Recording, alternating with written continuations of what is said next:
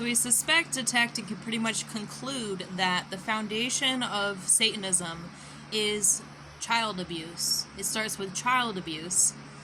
So this is everything, isn't it?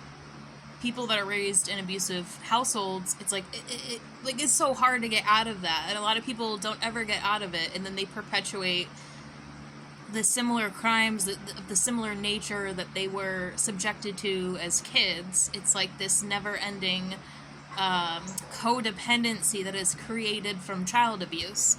So it dawned on me today, because I used to investigate all these local breweries, which I found to be primarily a satanic network that was operating under the guise of breweries. Not all of them, but most of them. And I was looking on a map today, and I saw this one, Aquapon in Dripping Springs, Texas, that came up, and I was like, oh my gosh.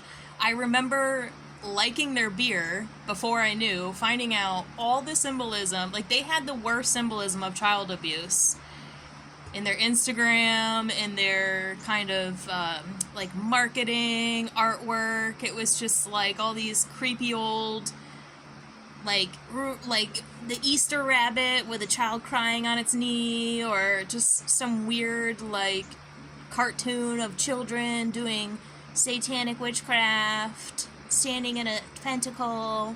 And I'm like, this is so funny. I'm remembering, and then it dawns on me after, like, it's been dawning on me, of all these people that are crashing out who have been saying, it's like they're going out and they're like teaching and telling everyone their testimony, right, as these cults of personality. Like, I grew up in a satanic family, I was abused, blah blah blah. And then they become these like leaders, thought leaders, cults of personality. Just because they're sharing their story doesn't mean they got out of the abuse. And they continue to inflict the same type of codependent abuse by making people codependent on their thought leadership and their little cult of personality, when in the end, the way these people are placed under scrutiny after a while, that they might be confusion agents, right? They're drawing people closer to them instead of drawing people closer to God. And when they're called out, they all act the same. They say the same stuff, like they're all mockingbirds parroting a same narrative. It's because these are grown-up satanic kids. And in this modern era, they've been talking like, this happened to me and I'm a hero for telling everybody. But when they're called out, they still act the same. They're still doing this predatory, codependent relationship, trauma bonding with everyone else, or creating a cult around their personality that's not drawing anyone closer to God, but closer to them. The same thing. Like, child abuse is the foundation of Satanism. This is why it's so important to, like, look for a future where there's none of this. And I used to look at these images and think, oh my god, this is so horrible, thinking this is for, like, kids, like our kids. But the funny thing is, all the principality and spiritual witchcraft has made it to where we're not having kids, if you notice. At least not healthy marriages. They are doing so much witchcraft to come between healthy marriages. They do fertility witchcraft to make sure that people like us can't have kids. Fertility witches. So it's like, yeah, okay, they only abuse their own kind, but on the other hand, they also do a lot of stuff.